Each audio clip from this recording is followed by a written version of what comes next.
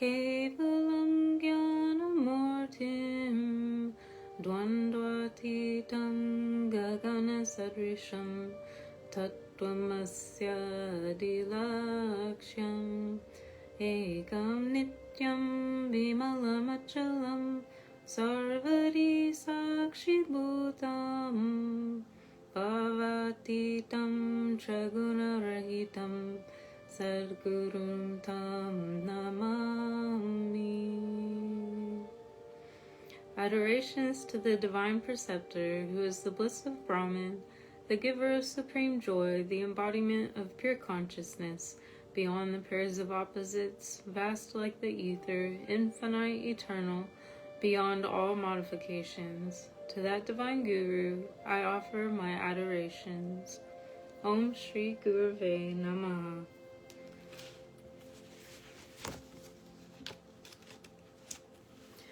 Jai Ganesha, Jai Ganesha, Jai Ganesha, Pahimam. Shri Ganesha, Shri Ganesha, Shri Ganesha, Rakshamam. Jai Saraswati, Jai Saraswati, Jai Saraswati, Pahimam. Shri Saraswati, Shri Saraswati, Shri Saraswati, Rakshamam. Jai Shri Lakshmi, Jai Shri Lakshmi, Jai Shri Lakshmi, Pahimam. Jai Shri Lakshmi, Jai Shri Lakshmi, Jai Shri Lakshmi, Rakshamam. Jaya Guru, Shiva Guru, Hari Guru, Ram. Jagadguru, Paramaguru, Sadguru, Sham. Adi Guru, Advait Guru, Ananda Guru, Om. Chida Guru, Chidgana Guru, Chinmaya Guru, Om. Om Tat Sat, Om Tat Sat, Om Tat Sat, Om. Om Shanti, Om Shanti, Om Shanti, Om. Hari Om Tat Sat, divine blessings. Welcome to Yoga Vasistha. This evening, I'll start off with once again reading a little snippet from The Four Gatekeepers at the Palace of Liberation by Swami Jyotirmayanandaji. Last week, in Yoga Vasistha, we were covering the topic of Shama, serenity, and so I read a little part from here about that, so I'm going to do that again. But this evening, we're on the second topic, so the second gatekeeper at the Palace of Liberation, which is Vichara, spiritual inquiry. The chariot of human personality. Human personality is like a chariot. The chariot has horses, reins, a driver, and the chariot itself. All of these must have a certain order. The horses or senses must be controlled by the reins of the mind, and the reins themselves must be controlled by the driver, the intellect. In turn, your intellect must be harmonized with the cosmic mind. With everything in order, your personality moves on the right path to liberation. However, that is not the case with most people, for whom the chariot is left at the mercy of the horses, that is, the senses run uncontrolled. The mind may control the senses to some extent, but there is no clear direction for the chariot. As a result, people waste their precious energy in a flurry of agitation. Imagine a drunk man riding a horse. The horse faces east, but the rider faces west. When he tells the horse to go, there is a lot of galloping, and the man is very proud to be in control. However, he does not have the least idea where he is going. In fact, he has even forgotten that he had a destination. All he is aware of is the activity. Such is the modern world. The majority of people are interested in action, in the latest technological advancement, not in their ultimate destination. When the intellect is not given proper respect as the driver of the mind, great chaos results. The intellect is the greatest gift of God. Thoughtfulness is possible only in a human being. Although there are exceptions, animals cannot be expected to be thoughtful. However, A person who does not know how to keep his intellect strong, clear, and pure has not learned the art of life. If you have not learned this art, you come back again and again through repeated embodiments until you learn it. So that's a bit on Vichara, spiritual inquiry, which is the topic that'll be discussed this evening from Yoga Vasistha. Tat Sat, Shobhanaji, divine blessings. Thank you for being here. So just a reminder to everyone, we're on Yoga Vasistha Book 1 from Swami Jyotirmayananda. And all of these can be purchased at yrf.org. And we're in the first part, Mumukshu Vyavahara Prakarana. And we're on section 14, the second Gatekeeper Vichara, spiritual inquiry. So we left off where we had discussed Shama, serenity, which is the first gatekeeper of the mind, of the Palace of Liberation. So now we're on to Vichara, spiritual inquiry. Sri Vasistha continued, O Rama, a wise aspirant should practice inquiry into the nature of the self at all times. When reason is purified by inquiry, it glimpses the truth of the divine self, and thus eradicates the root disease, ignorance, which is the cause of this world process.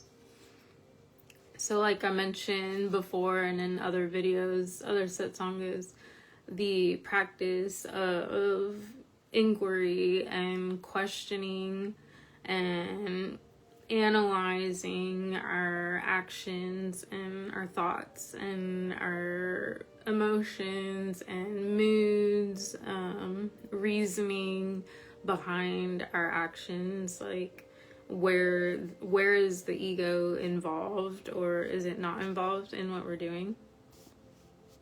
And so we should always practice inquiring into the nature of the self.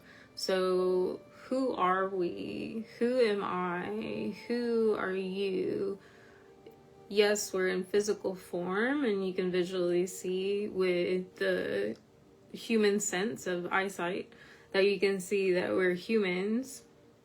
But in our essence, deep at our core, who are we? And what are we made up of? Where did we come from?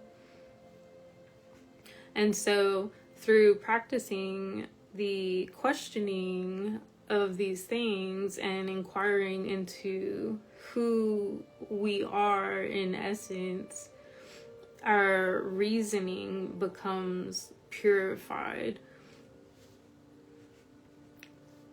There are various forms of inquiry. By inquiring into the illusory nature of the pleasures of the world, an aspirant develops vairagya, dispassion. He inquires into the mysteries of karma and upasana, action and devout meditation, in order to purify his mind. With increasing mental purity, he listens to the meanings of the scriptures from a spiritual preceptor. Thus, Vichara promotes the art of listening. Shravana, listening, matures into manana, reflection. Reflection on the nature of the self is the most intensive form of inquiry. A continuous flow of mind towards the absolute, Brahman, is the fruit of constant inquiry, and this fruit yields the nectar of self-realization. So there's multiple different ways that we can inquire into the truth of the divine self and who we are.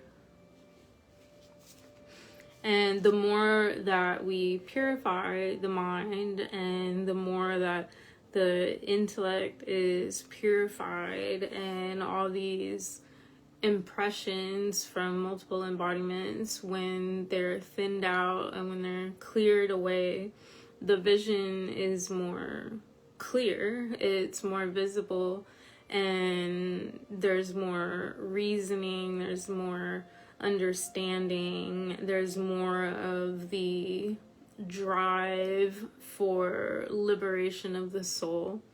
And so Vairagya, which is dispassion, develops in an aspirant the more that we question and the more that we look into who we are and what is real and unreal, what's truth and not truth. And we do this through listening to spiritual preceptors, or spiritual teachers, or gurus, and other self-realized sages and saints. And through this, we learn about the mysteries of karma and upasana, the action and devout meditation. And so we learn about the karmas and prarabdha karmas and fructifying karmas, and how all of that plays into our current embodiment, and how it plays into the various things that we experience while in human embodiment, and things we might have experienced in the past, or it kind of prepares one for also handling things that haven't happened yet but are in the divine plan to happen. And then through devout meditation, when we practice our meditation consistently and we're putting in that self-effort into our spiritual practices, this also helps purify the mind and develop that one-pointed mind that flows towards Brahman, that flows towards God. And the more purified the mind is and mental purity increasing, the mind is more open to learning and hearing the scriptures, studying the scriptures, rather than if someone's more closed-minded or they're only ego-driven, then they might only be wanting to learn or asking questions because they want to debate the topic. They're not truly interested, things like that. And so Vichara promotes the art of listening, so spiritual inquiry. And then Shravana, listening, matures into reflection. And so when you hear these things and you learn these things in the scriptures and you begin to reflect upon them, your mind starts thinking in a way that it hasn't. And you start having more experiences and more of a realization of who we are in essence and what is truth about us and who we are and what is not truth, and how we have spent so long identifying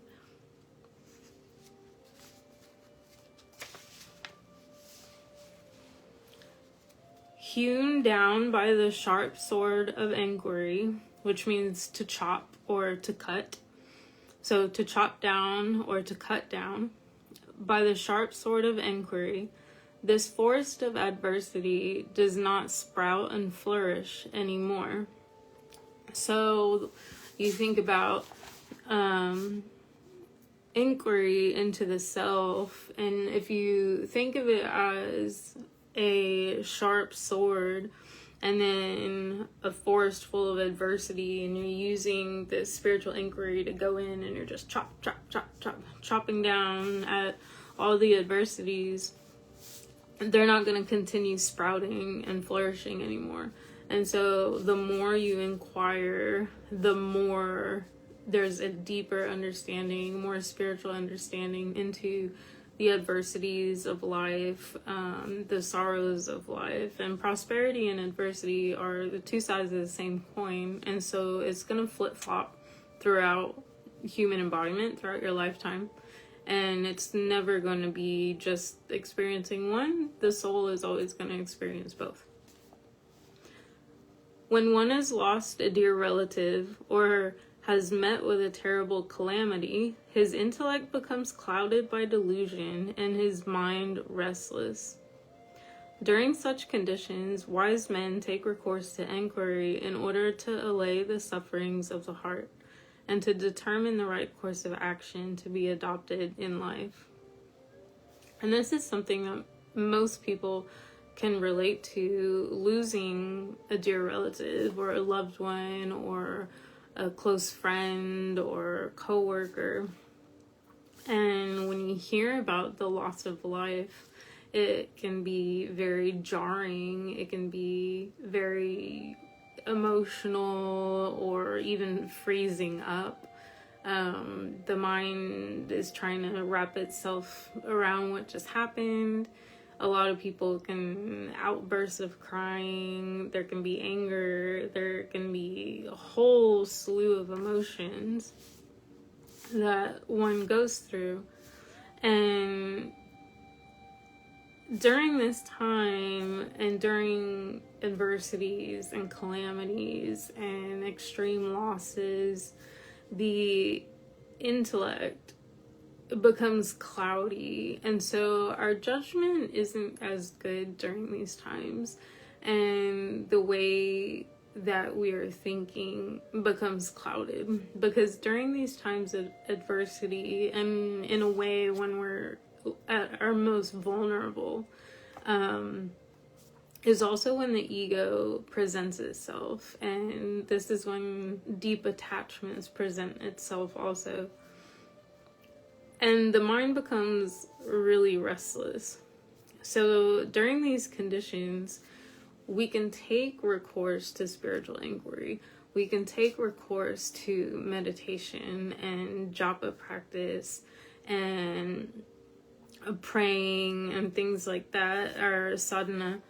And we can take recourse to this, and it eases the suffering of the heart. It's like Guruji would say, the balm to the soul. So it's like a soothing balm to the soul. And then that helps us to calm down and settle down the mind. And then we're able to make more of a rational decision and have more rational discussions and knowing what to do, what needs to be done in that situation. By the power of inquiry, the intellect gives up what is inauspicious and tends to what is auspicious and enlightening. There is no raft more stable or efficient to take one across the turbulent stream of misery than the practice of inquiry. So the more we inquire into the self and what's real and unreal and what's truth and what is not truth, the intellect begins to give up these attachments and what is not good for us, and then it starts going towards what is good for us. So like the snippet in the other book that I read, where it's like a horse and a chariot, and you're reining in, you're using the reins to control the horses. And so that's basically what we're doing. And so the more that we do this, the more the intellect is like, oh yeah, I'm going to go towards these things. These things are good for me, instead of going towards the things that are not good for you. By using the power of reason, great men are able to choose a course of action in accordance with their strength, capacity, and ability in any given situation of life. And so everyone ends up using the power of reason, because we're always going to have to make decisions. We're always going to have to make choices in life. That's just part of life. And no matter where we are or what kind of life we come from, what our strengths are, our abilities, no matter what the situation is, we're going to use the power of reasoning. Only the lion of Enquiry can destroy the elephants of delusion that threaten to crush the lotus of discriminative knowledge in the lake of the heart. And so it's this inquiry that when we're inquiring into who am I and what is the purpose of this human embodiment, what is the purpose of life, the more that we do that, this destroys the delusion, our ignorance, the illusion, the cosmic illusion that we're under, Maya. And that delusion is what threatens discriminative knowledge. So discriminative knowledge is learning real from unreal, truth from untruth. Great men of all times attained mighty kingdoms, immense prosperity, and unimaginable power. All these were the fruits of the wish-yielding tree of Vichara, Enquiry. An intellect that is purified by the practice of inquiry does not sink in the waters of adversities. Rather, it floats above all adverse conditions like an air-filled raft. So, the purified intellect, it doesn't sink in the waters of adversities. And so, we're going to experience adversities in life. We're going to go through difficult times, and a variety of challenges are going to arise. And these are like tests that are put on our path for us to go through and to evolve and grow from. Sorry, my watch alarm goes off. And so instead of these situations that we might experience, instead of the emotions and what we feel while experiencing them, instead of it like bogging us down and dragging us down, we're able to rise above it. And so like a float, we're floating above the adverse conditions like an air-filled raft. And so we just don't let these things get us down, because there's this understanding that adversity, just like prosperity, is transient. It's going to pass. And so you can either dwell on the adversity and let it drag you down and stay stuck in the mud of sorrows and miseries, or you can have your emotions, feel your emotions, and then use the power of yourself to bring yourself out of it. And you keep on going through life, because that's what we all do. We just keep on going.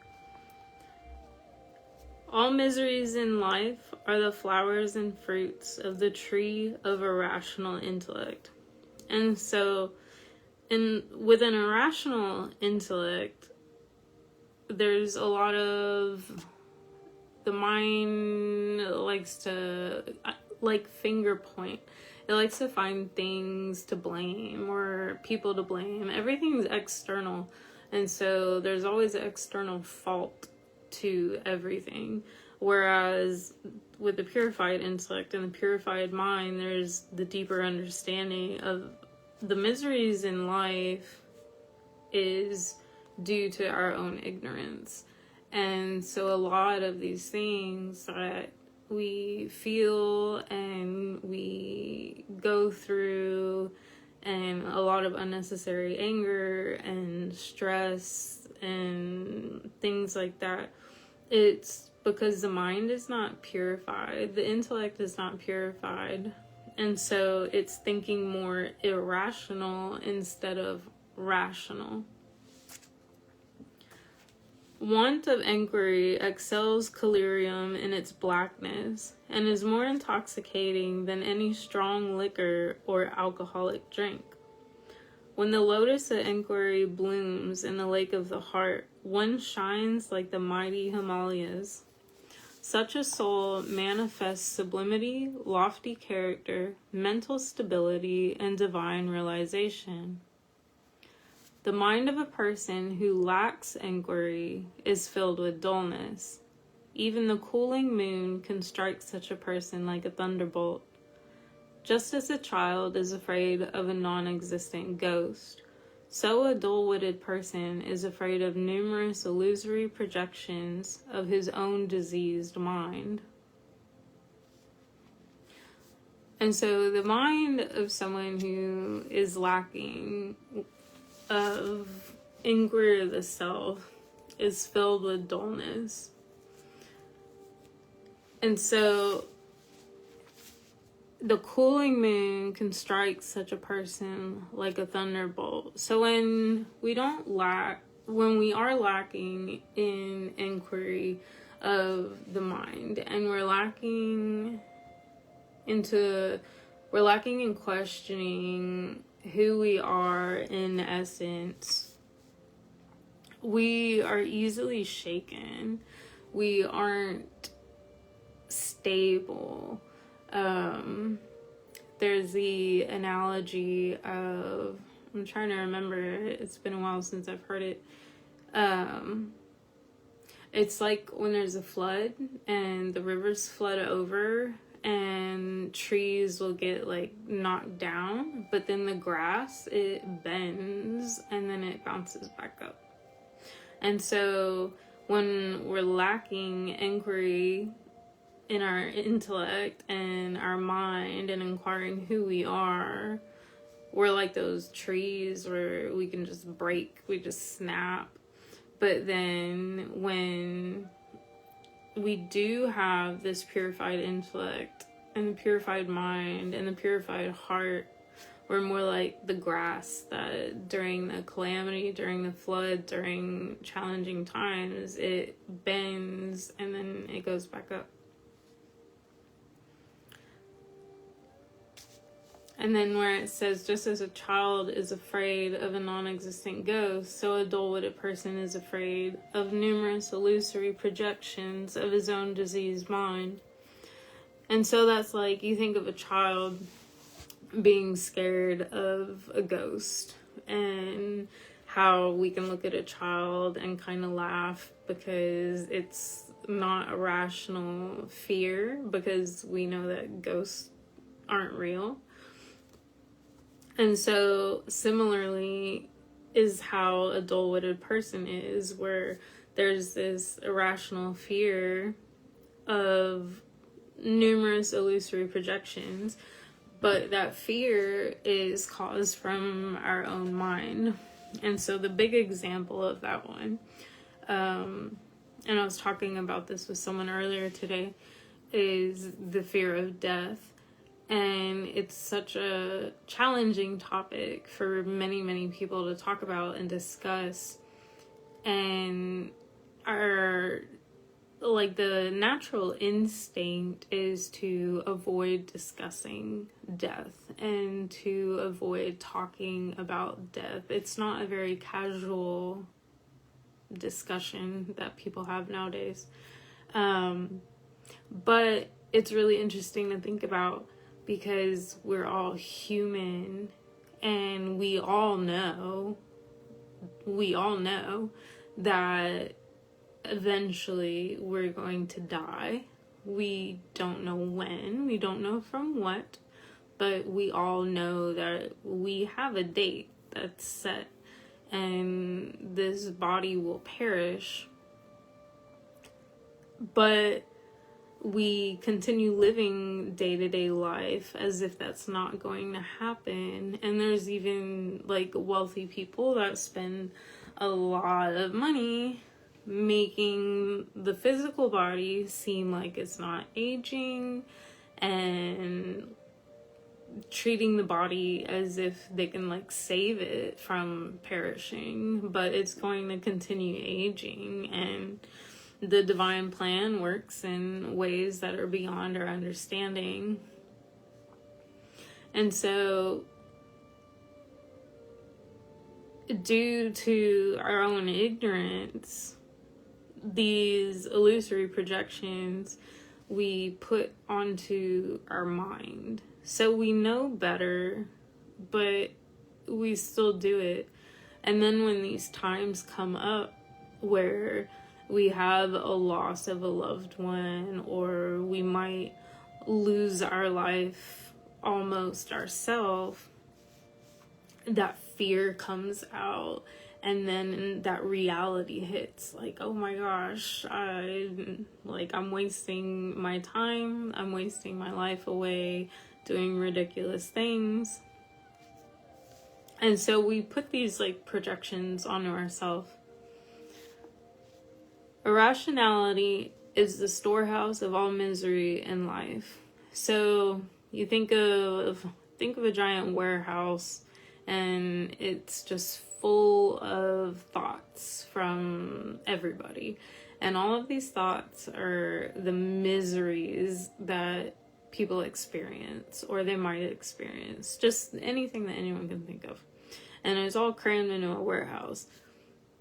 All of those miseries in that warehouse is due to irrational thinking, and it's due to our ignorance. It's due to a not purified intellect, a not purified mind. And so we feel all of these things due to irrational thinking. We're not thinking clearly, we're not thinking proper, we're not thinking right. An aspirant must curb this evil quality of the mind by the practice of inquiry and by the promotion of rationality in his life. So the more that we practice inquiring into who we are in essence, who we are at our core, and the more that we promote rational thinking in our life, the less misery we're going to experience, because misery is from irrationality. Misery is due to our own ignorance. And so the more you can thin out this ignorance and thin out the irrational mind, then the less misery that you're going to put yourself through.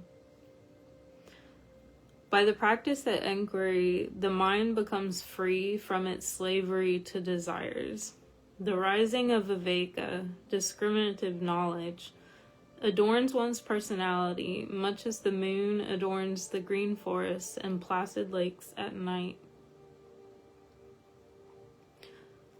So when we're inquiring into the self, and we're listening and learning about the scriptures, and we're learning from spiritual teachers and our gurus and spiritual preceptors, we're no longer, the mind is no longer a slave to its desires. And so that's due to reining in these senses, reining in these thoughts, the train of thoughts that run through the mind. And so we're no longer at the mercy of all these desires, of all these whims.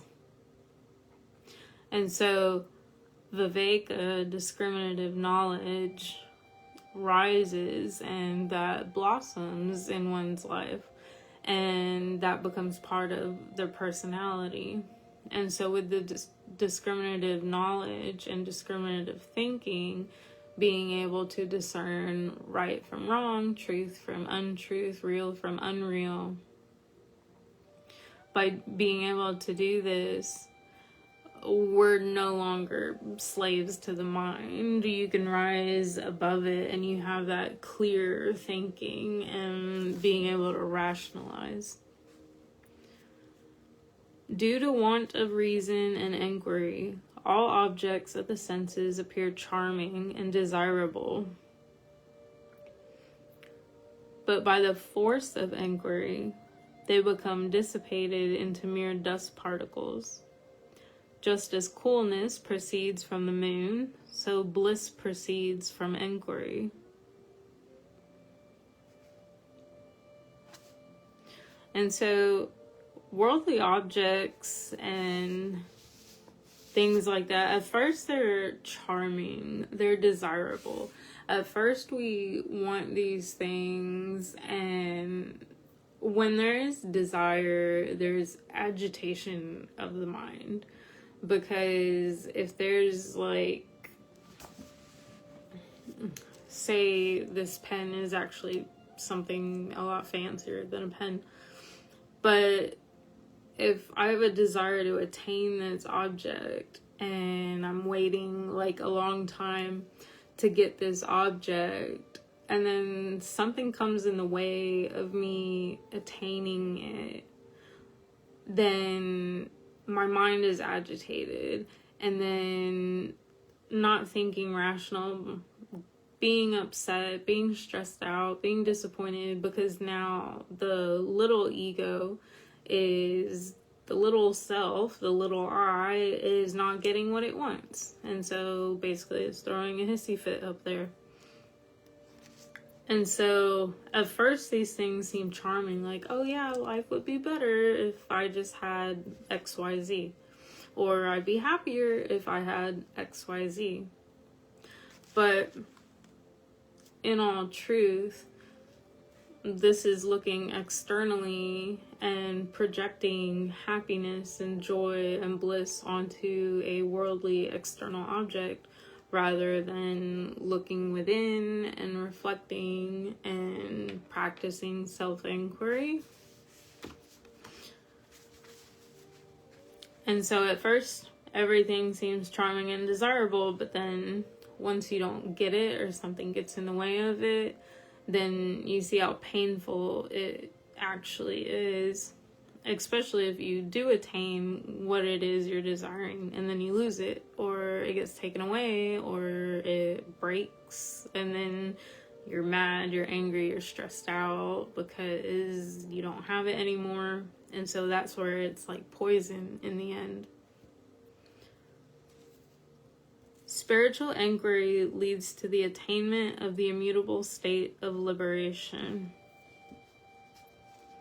And so, like in Swamiji's book, the 4 gatekeepers at the Palace of Liberation, he states that when you befriend one of the gatekeepers, you end up befriending all of them. And so, spiritual inquiry leads to the attainment of the immutable state of liberation. And so that alone, just asking and developing an open mind and rational thinking, just that alone can lead someone to attainment of the immutable state of liberation, where the soul is liberated and it doesn't come back for repeated embodiments and repeating the cycle of birth and death. A liberated sage does not desire what has not been acquired, and does not abandon what has been acquired. He goes beyond accepting the desirable and negating the undesirable.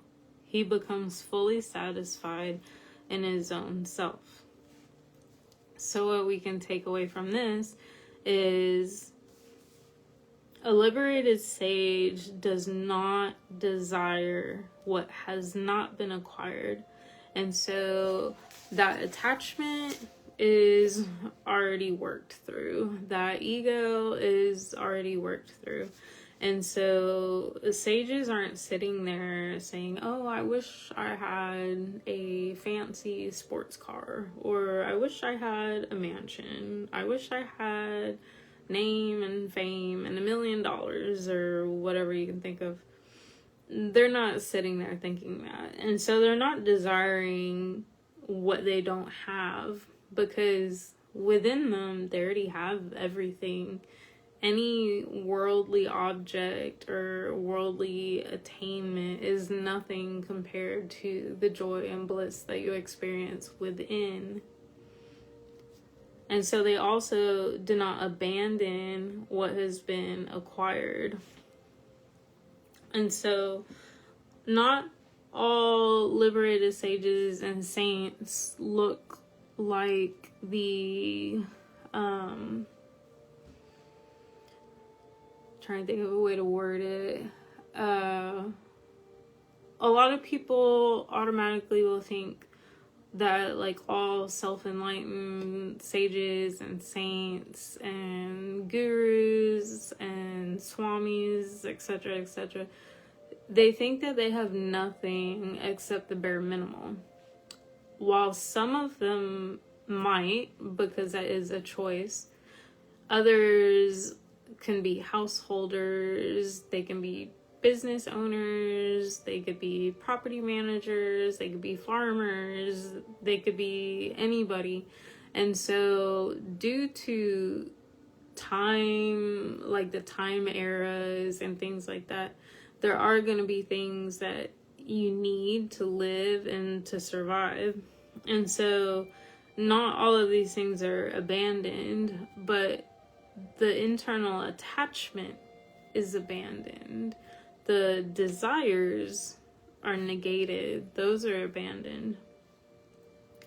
So he's beyond accepting the desirable and negating the undesirable. So he's beyond the wants and don't wants. And the easiest way to think of this, personally, my opinion, is when you think of food. And so you think of really delicious, savory, sweet foods, whatever a favorite food is. And so you really, really want it, and your mouth is watering just thinking about this food. And then if you think of a food that you might dislike and you just want to turn away from it, like, ew, no, I don't want that. So liberated sages are beyond that. Food is food. They don't desire what is tasty and yummy. They don't even reject what might not be tasty and yummy and what might not have flavor. Food is food. Its purpose is to nourish the body with vitamins and minerals, and that's the extent of thinking. And so the liberated sage is fully satisfied in his own self. There's no preference for things, because the bliss of the inner self is enough. By the practice of enquiry, a yogi renders all his subtle desires incapable of projecting the illusions of the world. And so through inquiry, a yogi doesn't fall for the tricks of Maya. So there's no being convinced anymore. You've thinned that veil of illusion so much to where you see things for what they truly are, and you can differentiate the real from unreal, truth from untruth, self from not self. And one of the practices that Guruji taught and talked about was the practice of neti, not this, not this. And that's where you can think of things, or even in like day-to-day life, and it's neti, not this, not this, not this. And you're identifying what you are not, and what is illusory, what is not the source of truth, and what is not the source of happiness, what is not the source of bliss.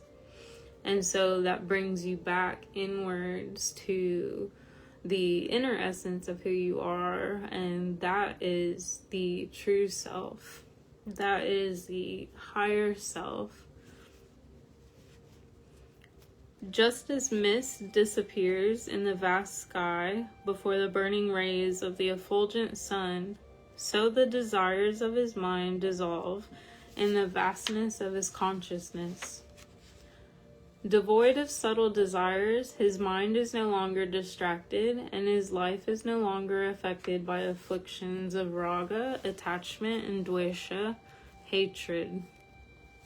So when the subtle desires are rooted out of the mind, and there's no longer the struggle and the challenge of the monkey mind and roping in the monkey mind and controlling the monkey mind, and life isn't afflicted anymore because the attachments are now detachments, and they've been worked on, and things have been negated and through like neti, and there's no hatred in the heart of the soul,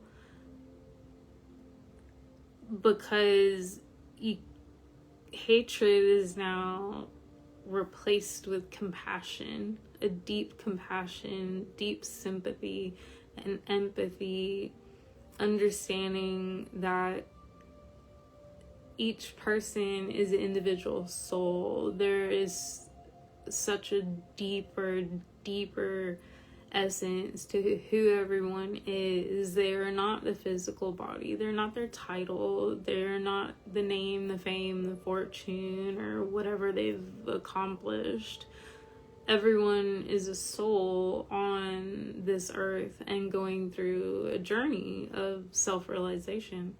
And everyone has to go through a variety of their own karmas, which have accumulated over many embodiments. And so you have this deeper understanding, and so it's hard to hate others, and it's hard to hate other people, because underneath that physical body, behind the irrational thinking, beyond the mind and the intellect, is that self that everyone is connected with. One perfected in spiritual inquiry becomes detached from all the objects of the world. He sees the world as a dream, wherein there is nothing real or substantial. He abides in his essential nature, wherein the three states, waking, dream, and deep sleep, are transcended. So when one is perfected in spiritual inquiry, the detachment develops for worldly objects.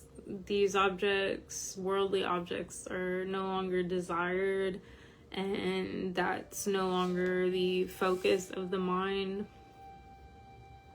And so the world then becomes like a dream. And when you think of a dream, like you're asleep and there's a dream, but it's illusory, and when you wake up, the dream ends, the dream's gone, the dream's done. And so the world is seen like a dream, like a passing dream, and it too shall end, it too shall pass. It's a transitory state.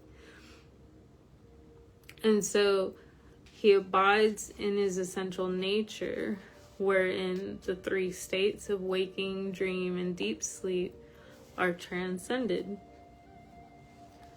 The vision of inquiry is not even obstructed during the darkest nights, nor is it dazzled by the effulgence of the sun itself. It is not veiled by the objects of the world. A man lacking inquiry is truly blind. Be compassionate towards such people, for their lives abound with numerous pitfalls and unknown misery.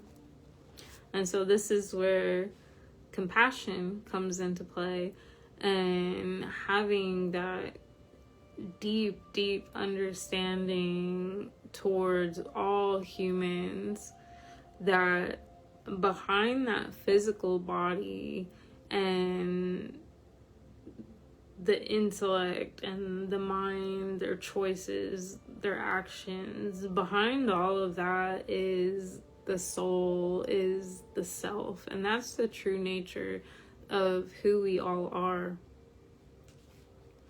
And so with that way of thinking, and then knowing that this person is being this way towards me because it's a struggling soul, and like Swami Sivanandaji would say, bear insult, bear injury, and which is a hard practice to do. It's a challenging practice, but it's developing the understanding that, like, if you think, for example, someone calls you a bad name or they insult you, it's just words, and you know in your core that's not who you are. And so you have compassion towards this person, and you see the hate, the negativity that's coming from them is just being projected from their mind, and the mind isn't purified. There is no inquiry into the self with that individual, and so they don't truly know what they're saying.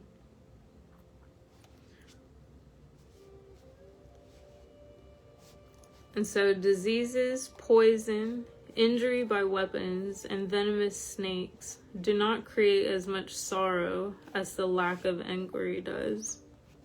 Because the lack of inquiry into the self and living human life with a lack of inquiry and not working towards understanding who we truly are,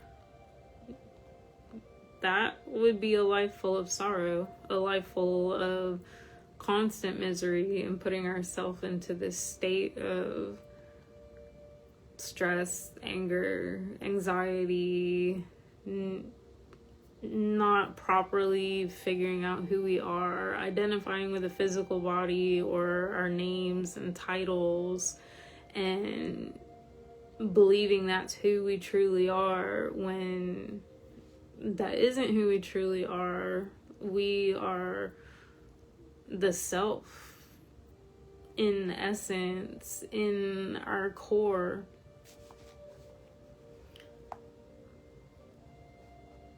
It drives a person to a ceaseless experience of misery from one birth to another. And so without this inquiry, we keep coming back through that cycle of birth and death. And so when this physical embodiment dies, the soul will come back in another physical embodiment. And you just repeat the process. And you keep repeating this process until you realize the self. That's why it's called self-realization. Excuse me.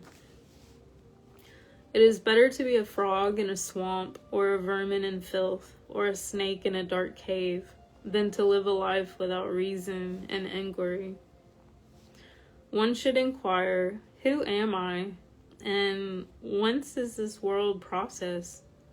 Thus, one will acquire the knowledge of self if he is guided by a spiritual preceptor. The knowledge of self destroys all misery and gives rise to supreme peace. And so that's what we should be asking ourselves. Who am I? What is my purpose in this life? Am I this physical body? Am I the product of everything around me? And the more that we inquire into who we are and gain the knowledge of the self, the less misery that we go through in this embodiment, the less sorrows we experience. We'll still go through adversity and prosperity that is not going to go anywhere, that's not going to disappear. But what changes is the mindset and how these things are handled and how our practices go and applying these teachings in day-to-day living. And so with all of these things that accumulate, that's what gives rise to supreme peace. And so that level of peaceness where you experience adversities, but it doesn't drag you down, and you don't let it destroy your day-to-day life. And you go through prosperities also, but you don't become so elated and so attached to the prosperity that if you lose it or whenever it goes away, you don't let that destroy you either. And so you have peace, you have equal, balanced mind throughout both sides of the same coin. And so this ends section 14, the second Gatekeeper Vichara, Spiritual Enquiry. And next week we'll go over the third Gatekeeper, which is Santosh, Contentment. And I do want to mention that I was figuring out YouTube earlier. There's so many features to work out on there, but I did put together the first video for Shama from this book, and this is the one that gives more information on the topics that we're discussing in Yoga Vasistha, the 4 gatekeepers at the Palace of Liberation. And so I'm putting together a playlist, and I put together a short little PowerPoint presentation on Shama, and I'll do the same thing for each one of them just to give y'all a bit more information. But then I'm also reading from this, and so you'll see this slideshow, and then I'll be reading each section. So there's going to be 4 videos on that playlist, and I can post the link to the first one. I'm gonna try to do the second one this weekend. I can post that down in the comments or in another separate post. So let's see. My Facebook is super duper messed up. I'm not getting all my comments, messages, notifications, and then when I do, they're like 2 days later. So they're all out of order. So thank you everyone for attending Yoga Vasistha Satsanga this evening. I apologize. I look tired. It's my medicine I'm taking that makes me feel kind of tired, and it makes my voice croaky. But I appreciate everyone's patience, and I also wanted to express my gratitude to everybody who, many of y'all knew about the health challenges that I've been going through, and I've been going through them. They started back in 2019, and it has been a incredibly long journey, and many of y'all have supported me the past few years and prayed for me a lot and offered support. And I just wanted to say thank you. And it is extremely appreciated. It still blows my mind away. But I'm doing good, and I am on a proper treatment, and it's working for the seizures that I was having.